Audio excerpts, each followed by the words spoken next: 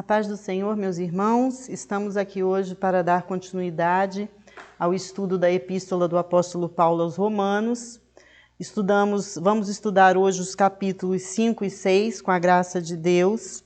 Na semana passada nós estudamos os capítulos 3 e 4. Nós vimos que o apóstolo Paulo fala ali naqueles capítulos da total perdição do homem. No capítulo 3 ele continua desenvolvendo o assunto dos dois primeiros capítulos. E ele fala então da total perdição do homem, tanto do judeu quanto do gentio. E ele começa ali no capítulo 3 a falar sobre a solução de Deus para esse homem perdido, que é a justificação por meio do sangue do Senhor Jesus Cristo. No capítulo 4, Paulo desenvolve ainda mais esse tema da justificação, tomando o exemplo do patriarca Abraão, mostrando que o próprio Abraão também foi justificado pela fé e não por obras. E Paulo então termina o capítulo 4 dizendo que Cristo foi entregue à morte por nossos pecados e que ele ressuscitou para a nossa justificação. Agora no capítulo 5, o apóstolo Paulo vai falar sobre os efeitos dessa justificação. Quais são os resultados da justificação na vida daqueles que creem? Nós vamos encontrar esse tema dos versículos 1 até o versículo 11. E Paulo vai também traçar aí um contraste muito conhecido entre Adão e Cristo, que está lá entre os versículos 12 e 21. Então nós vamos começar aqui com os primeiros versículos desse capítulo 5, falando sobre quais são os efeitos dessa justificação que nós temos em Cristo Jesus. Qual é o resultado disso na nossa vida? Então comecemos aí pelo versículo 1, onde está escrito: Tendo sido, pois, justificados pela fé, temos paz com Deus por nosso Senhor Jesus Cristo. Então, versículo 1 aqui, o primeiro resultado da nossa justificação é que agora nós temos paz com Deus. Essa paz não é aquele sentimento, né? Não é o sentimento de paz, de tranquilidade, embora isso também seja um efeito da justificação em Cristo. Mas a paz sobre a qual o apóstolo Paulo fala aqui é uma mudança na nossa situação diante de Deus. Antes nós éramos inimigos. Nós estávamos em inimizade contra Deus, nós não tínhamos paz com Deus. Essa é a situação do homem natural. Mas agora, justificados, o primeiro benefício que nós recebemos é que agora houve uma mudança de status. Houve uma mudança na nossa situação diante de Deus. Agora nós estamos reconciliados com Deus por meio do Senhor Jesus Cristo. Então agora nós temos paz com Deus. Além de paz, nós temos também acesso, como está escrito aí no versículo 2, por meio de quem obtivemos acesso pela fé a esta graça na qual agora estamos firmes. Então, nós temos agora um acesso privilegiado à presença de Deus. Vejam, esse acesso à presença de Deus não era algo fácil. Nós sabemos disso, nós conhecemos os rituais do Antigo Testamento, nós sabemos o quanto era difícil que alguém chegasse à presença de Deus na antiga aliança, mas agora nós temos um acesso à presença de Deus.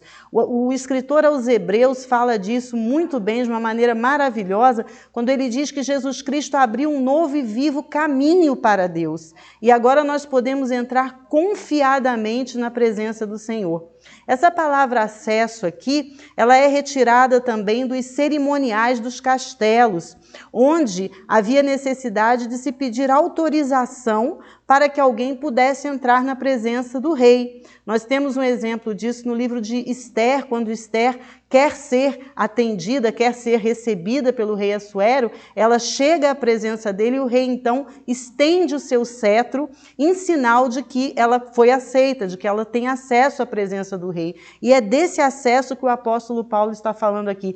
Agora, em Cristo, nós temos acesso à presença de Deus, nós podemos entrar com confiança na presença de Deus.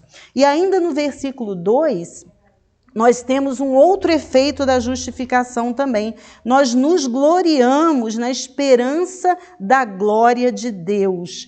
Qual é essa esperança que nós temos? Nós temos a esperança de que o Senhor Jesus Cristo vai voltar, nós temos essa certeza que Ele vai se manifestar em glória e nós seremos participantes dessa glória. Nós seremos participantes desse momento maravilhoso. Nós estamos firmes nessa esperança. É isso que a justificação pela fé traz para a vida do crente, essa certeza de que o Senhor Jesus voltará e que nós participaremos, vamos nos regozijar. Já começamos agora, porque não duvidamos de que isso vai acontecer, mas vai chegar um dia em que esse regozijo será completo quando o Senhor Jesus Cristo voltar para estabelecer o seu reino, para buscar a sua igreja. Então esse será um momento de regozijo, de glória para aqueles que foram justificados em Cristo Jesus. E nós estamos firmes, diz o apóstolo Paulo, nós estamos firmes nessa graça, nós estamos firmes nessa esperança.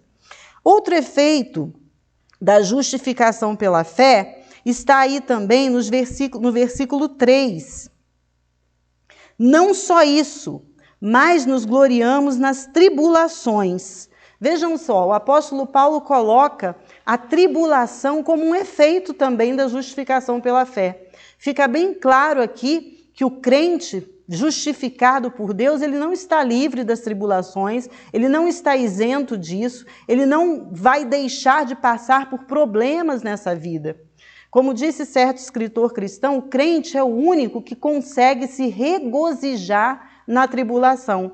Pode ser que as pessoas no mundo enfrentem a adversidade com certa resignação, não murmurando, com resiliência, mas o crente pode ir além, o crente pode se alegrar, o crente pode se regozijar na tribulação. E existe uma lista muito grande de tribulação. Os irmãos sabem muito bem disso, quantos de nós já não passamos por várias tribulações nessa vida, problemas financeiros, uma enfermidade, perseguições, problemas de todos os tipos, irmãos, nós passamos. E tudo isso, diz o apóstolo Paulo aqui, que o crente consegue se gloriar em todas essas coisas. Mas por que o crente pode se gloriar na tribulação? Porque nós gostamos de sofrer? Não. Porque nós sabemos que essa tribulação que nos sobrevém, ela não é um castigo, mas ela é algo que vem para nos aperfeiçoar. Ela tem um fim proveitoso. Vamos ver aí o que o apóstolo Paulo diz. Versículo 3 novamente. Não só isso, mas também nos gloriamos nas tribulações. Por quê? Por que é que nós nos gloriamos na tribulação? Porque sabemos que a tribulação produz perseverança. A perseverança, um caráter aprovado. E o caráter aprovado, esperança. Então vejam, o resultado da tribulação é esse. É promover no crente, na vida daquele que crê em Jesus, naquele que foi justificado, um caráter aprovado por Deus. A tribulação nos ajuda a crescer na nossa vida espiritual. A tribulação nos ajuda a nos aperfeiçoarmos a cada dia, crescer em santidade na presença do Senhor. Então, por isso que nós podemos nos alegrar. Nós sabemos que o resultado vai ser positivo, que o resultado vai ser proveitoso. Quantas vezes nós estamos passando por momentos difíceis, por momentos de tribulação nas nossas vidas, e essa tribulação gera exatamente o que está escrito aqui, perseverança. Faz com que nós continuemos firmes ali na presença do Senhor, crendo que esse problema será resolvido, crendo que nós vamos obter a nossa vitória. E essa perseverança que nós passamos a ter é que vai gerar esse caráter aprovado. E o versículo 5, o apóstolo Paulo vai nos dar aí mais um efeito da justificação. E a esperança não nos decepciona, porque Deus derramou o seu amor em nossos corações por meio do Espírito Santo que nos concedeu. Então vejam só, nós temos esperança. Quem é justificado em Cristo Jesus tem paz, tem acesso à presença de Deus, se regozija na glória de Deus e tem certeza dessa esperança. Porque nós sabemos que a nossa esperança não vai ser frustrada de forma nenhuma. Nós sabemos que nós podemos esperar, porque a nossa esperança não é vã. A nossa esperança não é esperança em algo que pode nos decepcionar, que pode nos frustrar, que pode falhar. Não, a nossa esperança é em Deus, por meio do Senhor Jesus Cristo. Por isso nós temos essa firme esperança. E o que é que nos dá essa certeza dessa firme esperança? É o amor de Deus derramado nos nossos corações por meio do Senhor Jesus Cristo. Quando nós estamos passando por momentos de adversidade, quando nós estamos passando por momentos de tribulação, muitas vezes nós podemos desanimar, porque nós somos falhos, nós somos seres humanos. Muitas vezes nós podemos ter dúvida, incerteza pode querer tomar conta do nosso coração, mas o amor de Deus derramado no nosso coração constantemente, o amor de Deus derramado por meio do seu Espírito no nosso coração, faz com que nós tenhamos essa firme esperança. Nós não desanimamos porque nós temos essa esperança que é o Senhor, por meio do seu Espírito nos fortalecendo, nos animando e nos dando essa garantia de que a nossa esperança não vai ser frustrada de forma alguma. E aí o apóstolo Paulo aqui vai mostrar como é que Deus prova o seu amor para conosco. Vejam aí o que está escrito agora nos próximos versículos. De fato, no devido tempo, versículo 6, de fato, no devido tempo, quando ainda éramos fracos, Cristo morreu pelos ímpios. Então, o primeiro argumento do apóstolo Paulo é mostrar qual era a nossa situação. Nós éramos fracos, nós éramos indignos, nós não tínhamos mérito algum e ainda não temos. Mas Cristo morreu por nós quando nós estávamos nessa situação. E isso prova o amor de Deus. Versículo 7, dificilmente haverá alguém que morra por um justo, embora pelo homem bom talvez alguém tenha coragem de morrer. Então aí Paulo tem esses dois argumentos. Primeiro, nós estávamos numa situação terrível, nós éramos ímpios, fracos, pecadores. Dificilmente alguém morreria, não é? Por um ímpio, talvez por um justo, mas dificilmente alguém morreria por uma pessoa, por um ímpio. Mas, versículo 8, Deus demonstra seu amor por nós. Cristo morreu em nosso favor enquanto nós éramos ainda pecadores. Então aí está, irmãos, por que nós podemos ter essa certeza de que a nossa esperança não é vã? Porque Deus nos ama. Deus nos ama, Ele derrama constantemente o seu Espírito Santo no nosso coração. E isso nos garante que a nossa esperança não vai ser frustrada. É desse jeito, é por meio do Espírito Santo que Deus confirma, Ele testifica no nosso coração que a nossa esperança não é vã, porque nós somos amados por Deus. Um outro efeito da justificação, nós temos aí agora nos versículos 9 e 10. Como agora fomos justificados por seu sangue, muito mais ainda por meio dele seremos salvos da ira. Se quando éramos inimigos de Deus fomos reconciliados com ele mediante a morte de seu filho, quanto mais agora, tendo sido reconciliados, seremos salvos por sua vida. Irmãos, mais um benefício maravilhoso da justificação. Nós seremos salvos da ira de Deus. No capítulo 2, o apóstolo Paulo falou dessa ira.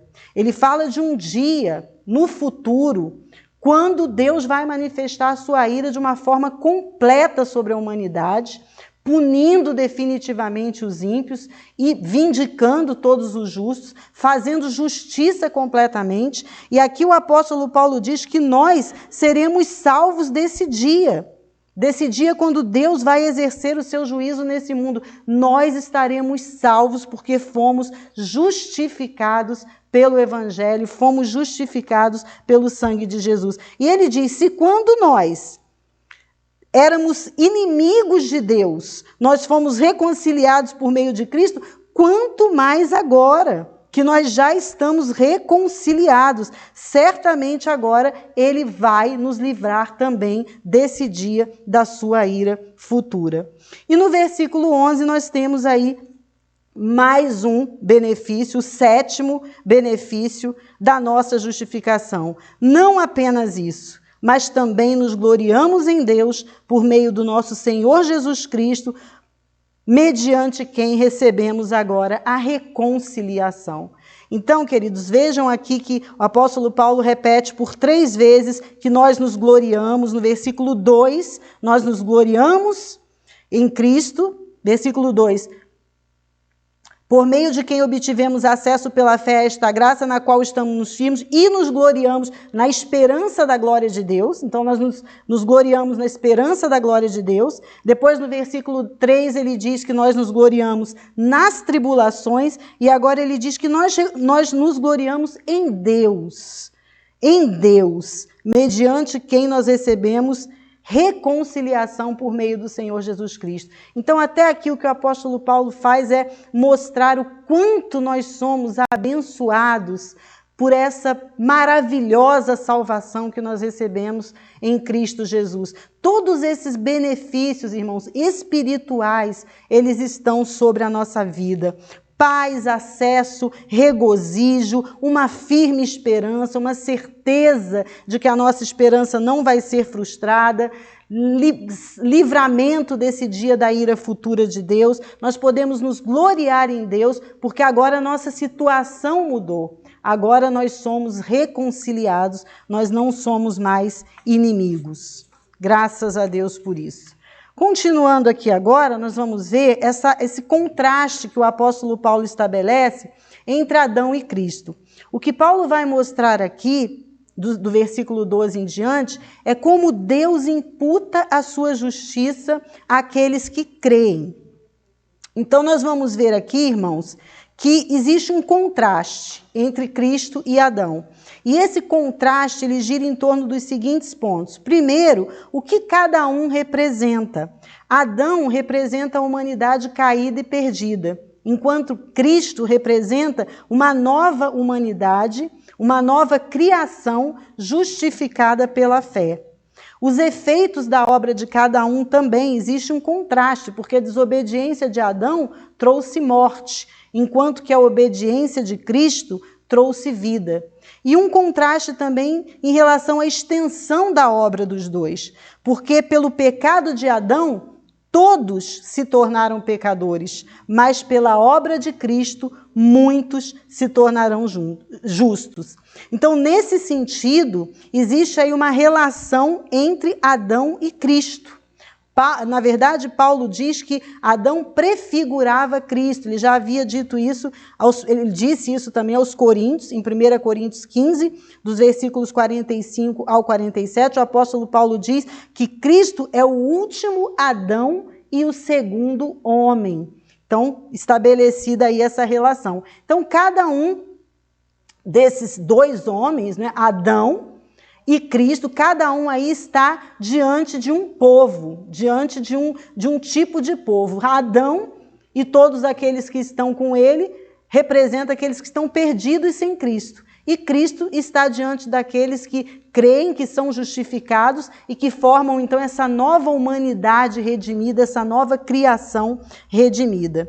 Vamos então aqui, irmãos, à leitura dos versículos, para nós falarmos um pouco mais sobre isso.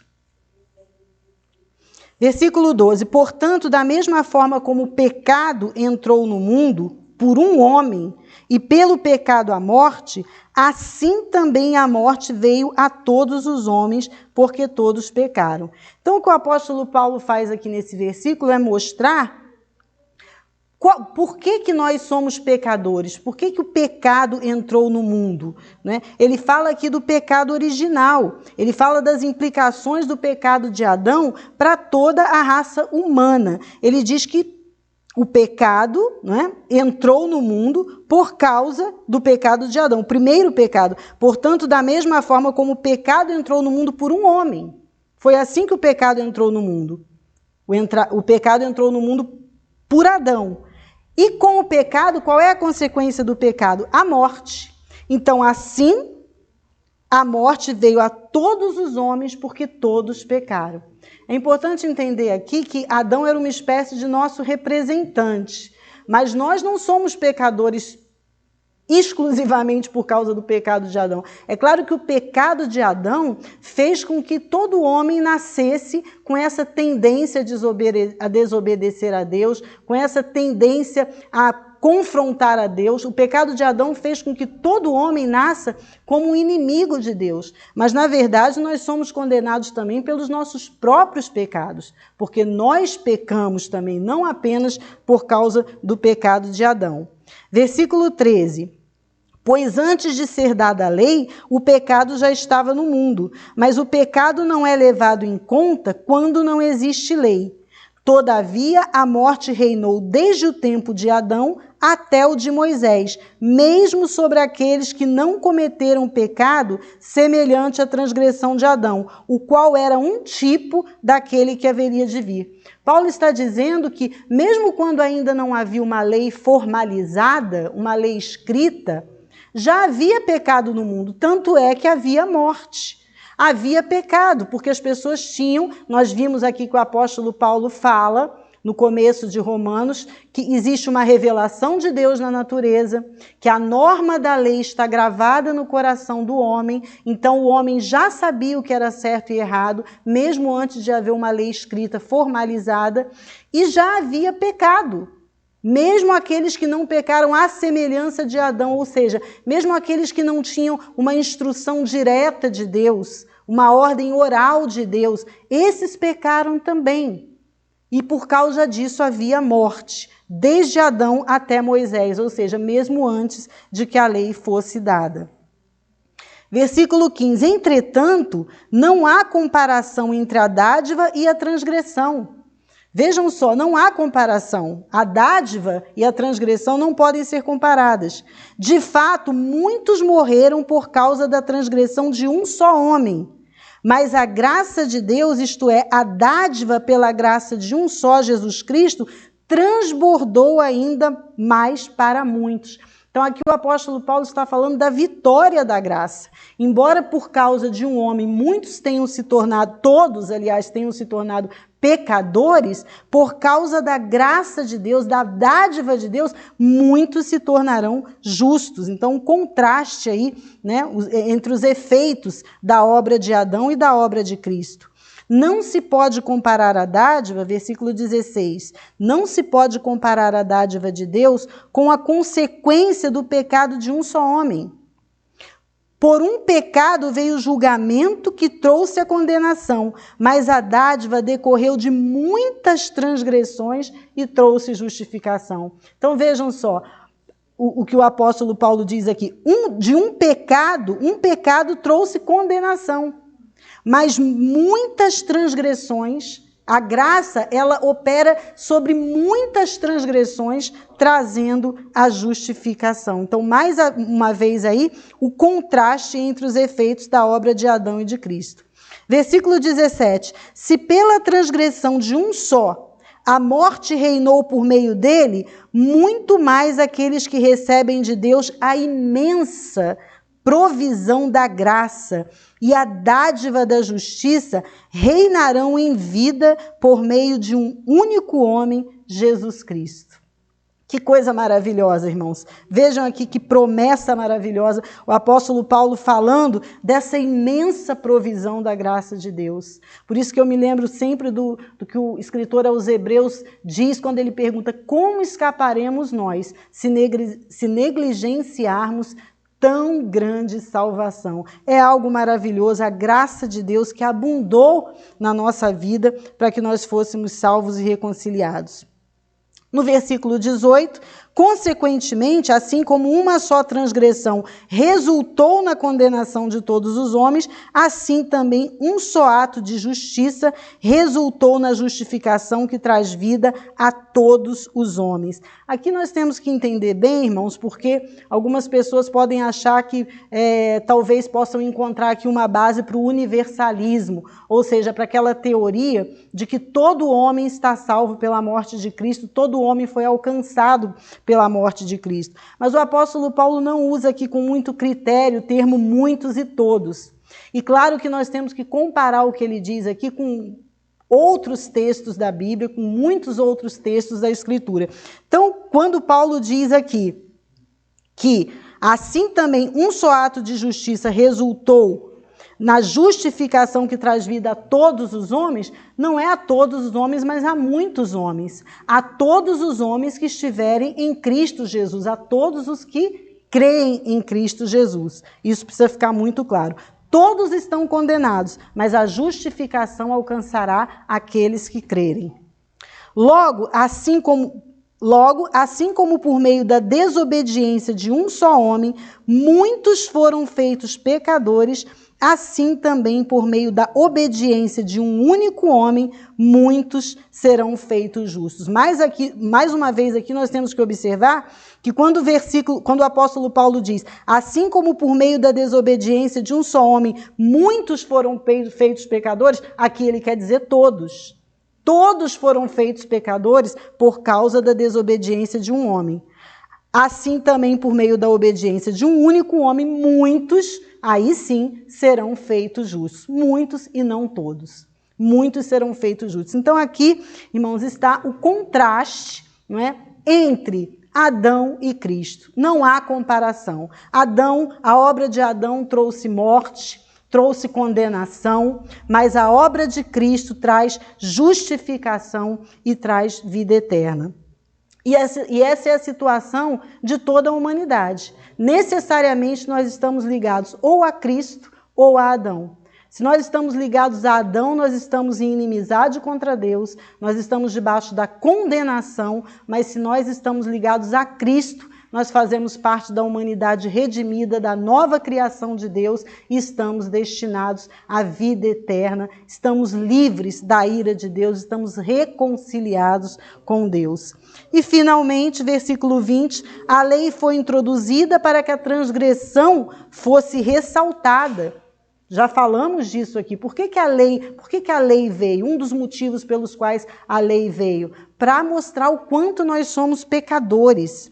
Mas onde aumentou o pecado, transbordou a graça.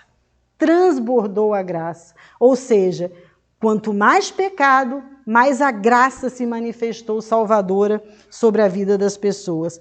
A fim de que assim como o pecado reinou na morte, também a graça reine pela justiça para conceder vida eterna mediante Jesus Cristo, nosso Senhor.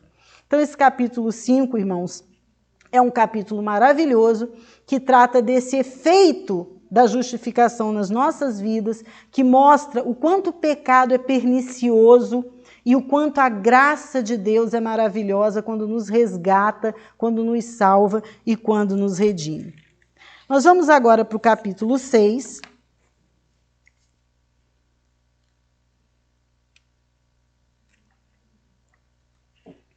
Vamos continuar agora com o capítulo 6 de Romanos, porque os irmãos viram aí que Paulo acabou de dizer no capítulo 5, não é, que onde abundou a graça, que onde aumentou o pecado, transbordou a graça. Ele acabou de dizer isso, não é? Quanto mais pecado, mais a graça se manifestou salvadora. Ele terminou dizendo isso. Então, essa declaração, ela poderia ser mal interpretada por algumas pessoas, porque sempre existem aqueles que querem buscar um motivo para continuar no pecado. Então, quando Paulo diz que onde o pecado abundou, a graça superabundou, algumas pessoas podiam interpretar isso de uma maneira muito diferente, muito errada. Então, Paulo aqui antecipa essas possíveis conclusões erradas, trazendo duas perguntas que ele vai responder agora nesse capítulo 6. A primeira pergunta é: pecaremos para que a graça seja mais abundante?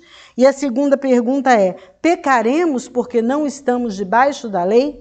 Então, Paulo antecipa essas possíveis conclusões erradas e responde a essas duas perguntas aqui. Nós vamos ver, irmãos, que Paulo combate completamente esse falso entendimento sobre a graça de Deus. Ele vai mostrar aqui, nesse capítulo 6, que o crente genuíno prova que é crente, mostrando que está morto para o pecado. O apóstolo Paulo vai mostrar aqui a premissa desse capítulo 6, é a união do crente com Cristo tanto na sua morte quanto na sua ressurreição. Então isso vai ficar muito claro que não há desculpa para o pecado. A graça não é desculpa para o pecado. Vamos ver então, capítulo 6? Paulo começa então com essa pergunta: que diremos então?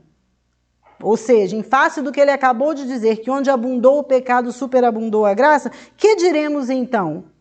Continuaremos pecando para que a graça aumente? De maneira nenhuma. Nós, os que morremos para o pecado, como podemos continuar vivendo nele? Então a pergunta de Paulo é essa: vamos continuar pecando, já que nós estamos debaixo da graça? E ele responde enfaticamente: não, de modo nenhum. Por que que nós não vamos continuar pecando? Ele diz aí: porque nós morremos para o pecado. Nós morremos para o pecado, então como podemos continuar vivendo nele? Esse é o primeiro argumento do apóstolo Paulo. E como eu já disse, o verdadeiro crente demonstra que está em Cristo quando ele está morto para o pecado, né?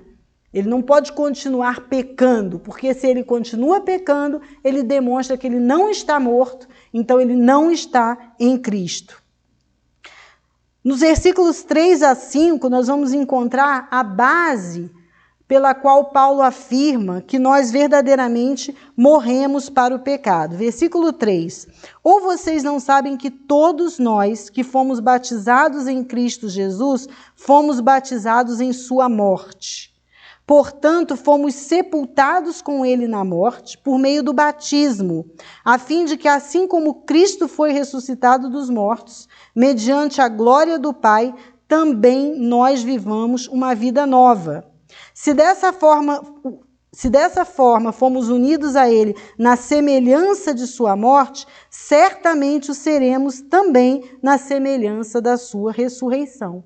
Então, mais uma vez, Paulo está aqui mostrando a identificação do crente com Cristo, tanto na sua ressurreição como na sua morte. É assim que ele mostra que nós morremos para o pecado, porque ele diz aqui que nós fomos batizados em Cristo Jesus, fomos batizados em sua morte, fomos sepultados com ele na morte e também fomos ressuscitados com ele para uma vida nova. Então, diante de Deus, nós estamos mortos, nós morremos com Cristo, nós morremos para o pecado e nascemos uma nova criatura, nascemos uma nova pessoa agora com condições de vencer o pecado. Nós não precisamos mais ser escravizados pelo pecado. Por quê? Porque nós morremos com Cristo. E aqui o apóstolo Paulo fala do batismo. O batismo é um ritual que não salva ninguém, mas ele testemunha da nossa fé. Ele testemunha da nossa fé em Cristo, daquilo que nós cremos. Ele testemunha que nós cremos verdadeiramente, que morremos com Cristo e ressuscitamos com Ele para uma vida nova, para uma vida vitoriosa. Seguindo aí, irmãos, nós temos agora, o apóstolo Paulo vai explicar como é que nós fazemos para nos apropriar dessa verdade e vencermos o pecado. Vencermos o domínio do pecado. Como é que nós podemos viver isso na prática? Ele vai explicar aí dos versículos 6 até o versículo 14. Como é que isso acontece na nossa vida? Essa identificação com Cristo, como isso nos leva verdadeiramente a vencer o pecado. Então, no versículo 6, ele vai dizer: pois sabemos que o nosso velho homem foi crucificado com ele, para que o corpo do pecado seja destruído e não mais sejamos escravos do pecado. Então o apóstolo Paulo diz que a primeira coisa que nós precisamos fazer é saber. Nós precisamos saber, entender essa verdade.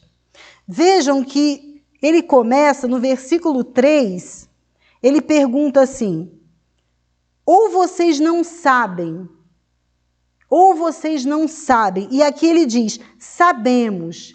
Então, isso mostra o quanto é importante o crente ter consciência de algumas verdades cristãs.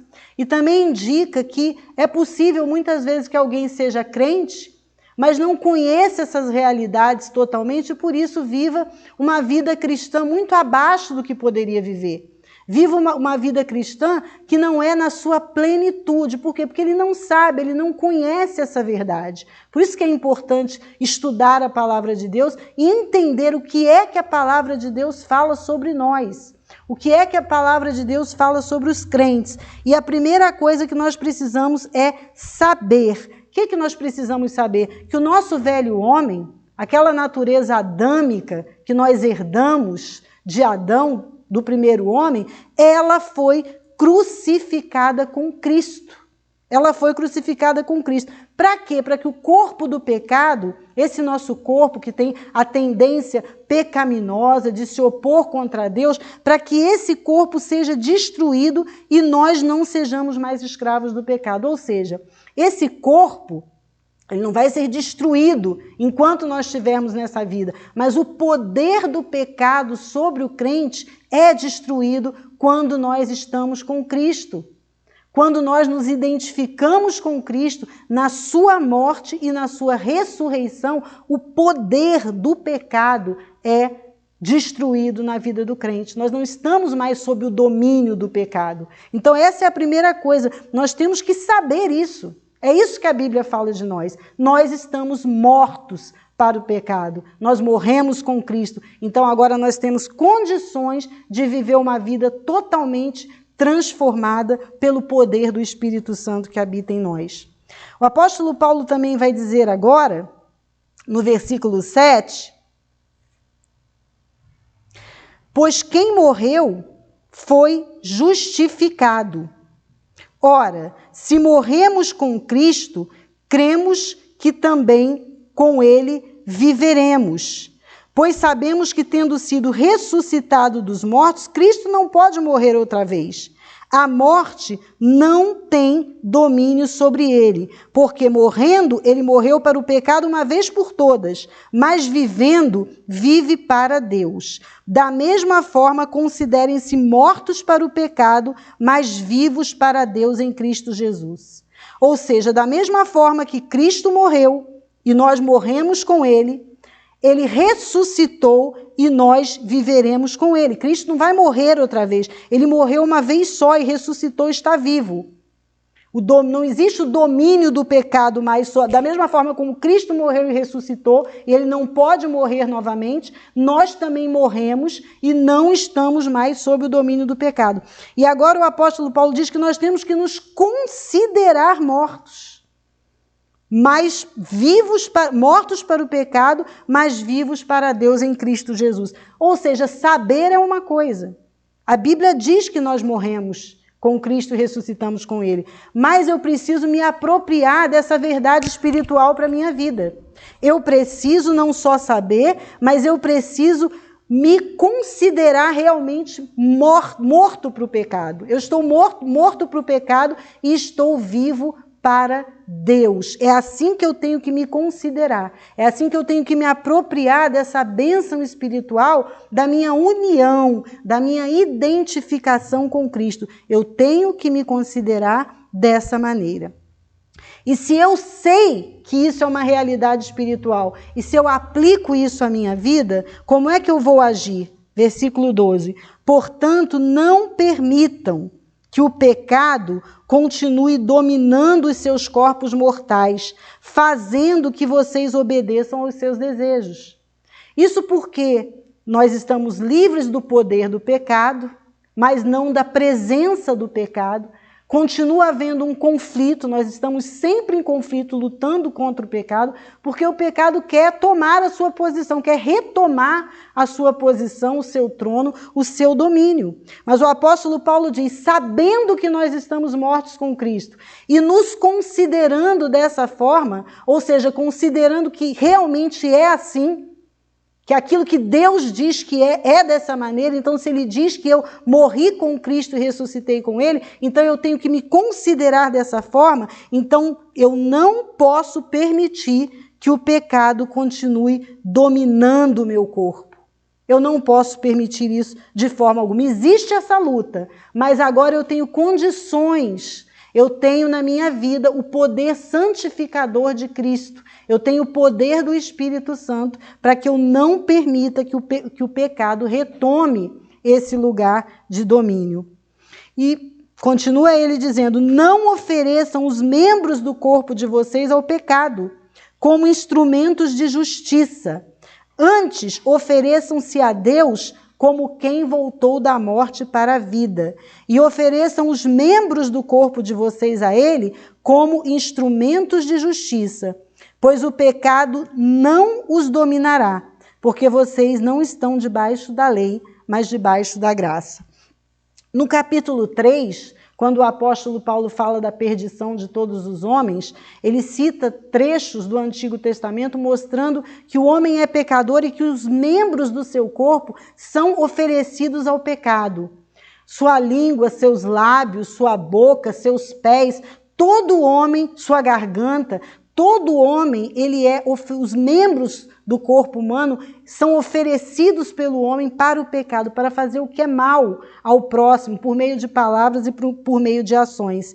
E aqui o apóstolo Paulo agora está dizendo que nós, que morremos com Cristo, não precisamos fazer isso. Nós não precisamos e não podemos fazer isso, oferecer os membros do nosso corpo, qualquer membro do nosso corpo, ao pecado.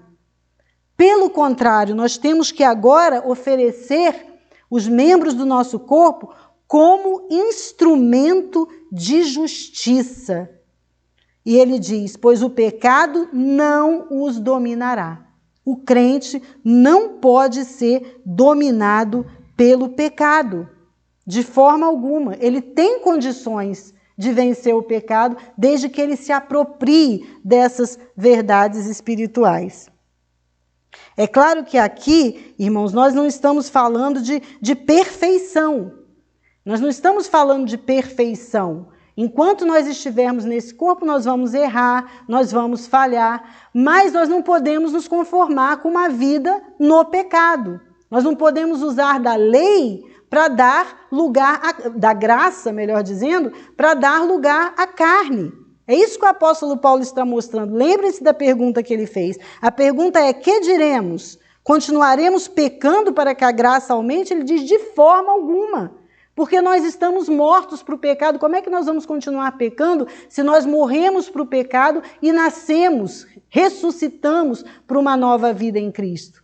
Então é lógico que não seremos perfeitos. Enquanto estivermos nesse mundo, vamos conviver com essa natureza pecaminosa e vamos ter que lutar contra ela, mas o crente genuíno, repito, ele demonstra que é crente morrendo, mostrando que está morto para o pecado, vencendo o pecado. E se ele pecar, será um acidente, não será algo rotineiro na sua vida. Um acidente, algo que vai trazer profunda tristeza, profunda consternação e arrependimento.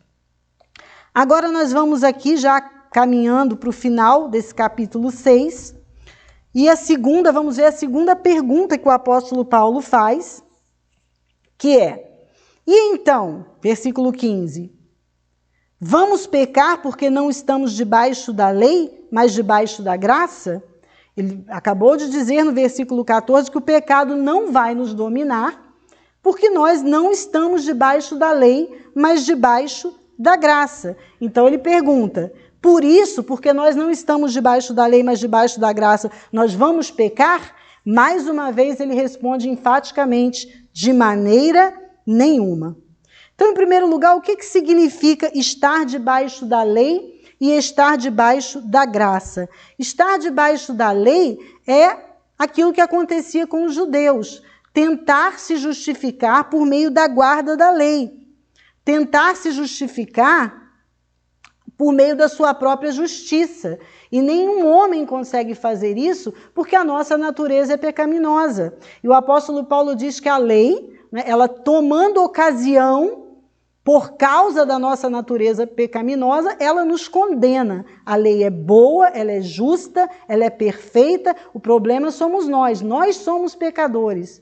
Nós não conseguimos cumprir a lei. Então, estar debaixo da lei é tentar se justificar pela lei e acabar caindo na sua condenação. A lei aprisiona debaixo do pecado por causa da nossa natureza pecaminosa. E o que é estar debaixo da graça? é receber a justificação pela fé, essa maravilhosa justificação que nós estamos estudando aqui desde o capítulo 3. Então, nós temos esse perdão dos pecados pela graça mediante a nossa fé em Jesus. E nós estamos livres de guardar a lei para a salvação. Nós não vamos guardar a lei para sermos salvos. Nós faremos isso em decorrência da nossa salvação. Nesse sentido, irmãos, é muito interessante a leitura de Efésios, capítulo 2, versículos 8 e 9, onde o apóstolo Paulo vai explicar isso de uma forma muito fácil de nós entendermos. Efésios, capítulo 2,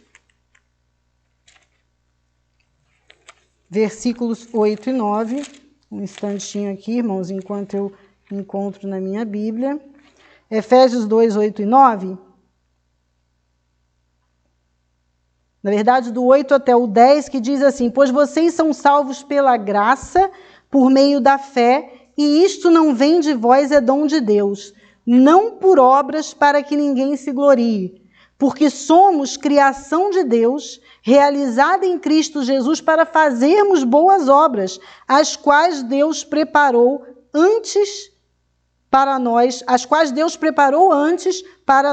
praticarmos. Então veja só, no mesmo trecho que o apóstolo Paulo diz que nós somos salvos pela graça, que isso não vem de nós, é dom de Deus, não é por obra para que ninguém se glorie. No entanto, ele diz que nós somos criação de Deus para fazermos as boas obras. Então isso fica muito claro, nós somos salvos pela graça, nós estamos debaixo da graça, somos justificados pela fé, mas teremos essas obras como fruto da nossa salvação e não como requisito para ela. Continuando aí então, irmãos, é isso que significa então estar debaixo da lei e estar debaixo da graça. Mas mais uma vez o apóstolo Paulo vai se preocupar com alguém que possa dizer, mas então, já que nós estamos debaixo da lei, não estamos mais debaixo da lei e sim da graça, então podemos pecar. Então ele pergunta no versículo 15, e então, vamos pecar porque não estamos debaixo da lei, mas debaixo da graça? E como eu já mencionei, mais uma vez, enfaticamente, ele diz, de maneira nenhuma. E o que é que ele diz aí? Quais são os argumentos dele? Versículo 16. Não sabem que quando vocês se oferecem a alguém para lhe obedecer como escravos, tornam-se escravos daquele a quem obedece? Escravos do pecado que leva à morte, ou da obediência que leva à justiça. O apóstolo Paulo aqui usa uma situação que era muito comum no Império Romano, que era a situação da escravidão, que era algo legalizado naquela época, havia muitos escravos. E a pessoa podia nascer como escrava, ou então ela podia se oferecer para ser escravo de alguém, para que ela tivesse o mantimento, o alimento, dependendo da situação em que a pessoa estava, ela podia se oferecer para servir como escravo de alguém. E a partir daquele momento, a vida daquela pessoa, a vida e a morte estaria nas mãos do seu senhor, daquele a quem ela havia se oferecido para servir como um escravo. E é essa ilustração que o apóstolo Paulo aqui está utilizando para dizer que nós nos tornamos escravos daquele a quem nós nos oferecemos para servir. Quando você se oferece a alguém para servi-lo como escravo, então você se torna escravo dessa pessoa. Se você for escravo do pecado, qual é o resultado? É a morte. Mas, se você for escravo da obediência, não é, que é o evangelho, você será justificado, como está escrito aí no versículo 16. Mas graças a Deus, porque embora vocês tenham sido escravos do pecado, passaram a obedecer de coração a forma de ensino que lhes foi transmitida.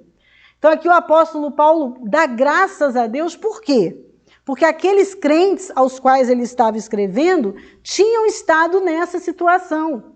Todos nós estávamos nessa situação. Nós éramos escravos do pecado. Nesse mundo, todos nós somos escravos, ou do pecado ou da justiça. E o apóstolo Paulo, então, dá graças a Deus porque aqueles crentes estavam nessa situação, numa situação de escravidão ao pecado. Mas a partir do momento que eles obedeceram o Evangelho, que eles creram no Evangelho de Jesus Cristo, eles então se tornaram livres. É isso que nós temos aí. Continuando, versículo 18. Vocês foram libertados do pecado e se tornaram escravos da justiça. Agora, então, é a continuação da argumentação de Paulo. Ele começa, então, dizendo, olha, você se torna escravo daquele a quem você se oferece para servir. Mas agora, vocês creram, vocês obedeceram. Então, vocês não são mais escravos do pecado. Agora, vocês são escravos da justiça. Versículo 19, falo isso em termos humanos por causa de suas limitações.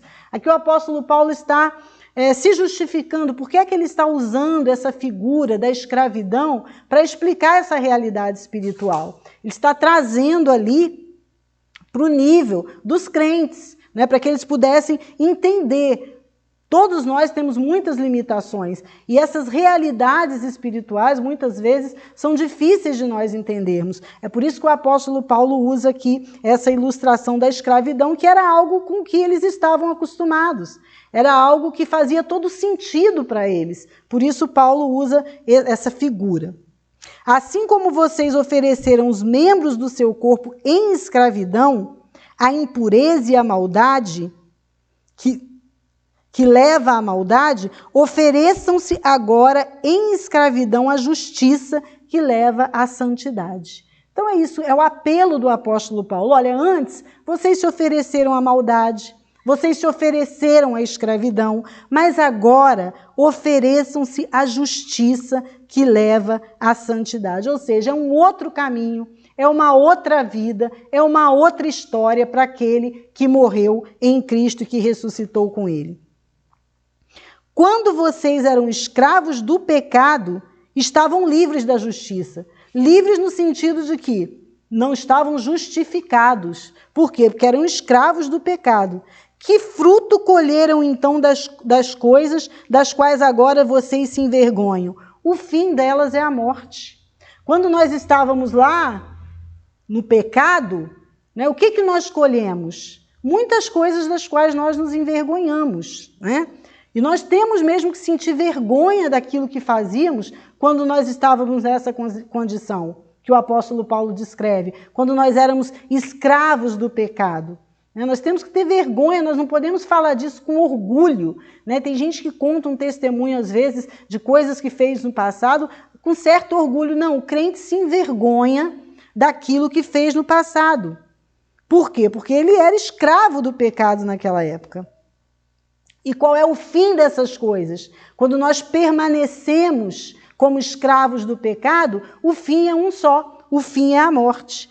Mas agora que vocês foram libertados do pecado e se tornaram escravos de Deus, o fruto que colhem leva à santidade e o seu fim é a vida eterna. Está muito claro aí, irmãos, que são dois caminhos totalmente diferentes. E agora o apóstolo Paulo vai resumir, não é, o que ele está falando aqui sobre a escravidão ao pecado e a escravidão à justiça. Ele resume nesse que é um dos versículos mais conhecidos da Bíblia, Romanos 6, 23. Pois o salário do pecado é a morte, mas o dom gratuito de Deus é a vida eterna em Cristo Jesus, nosso Senhor.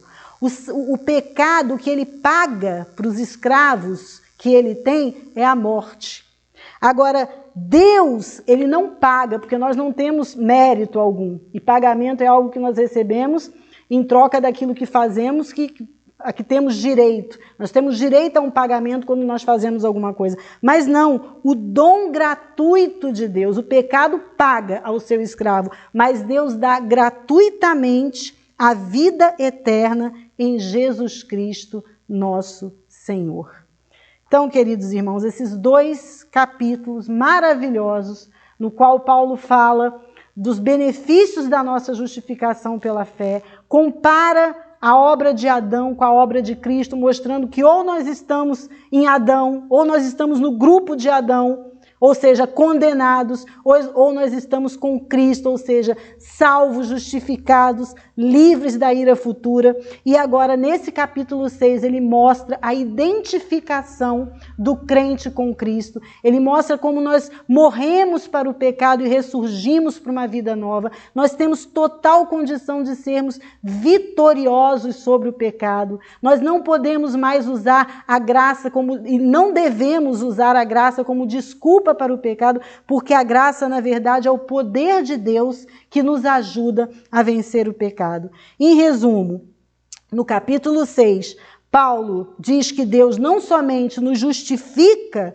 livremente em Cristo, mas ele nos liberta do domínio do pecado mediante a nossa união com ele, que é simbolizada no batismo.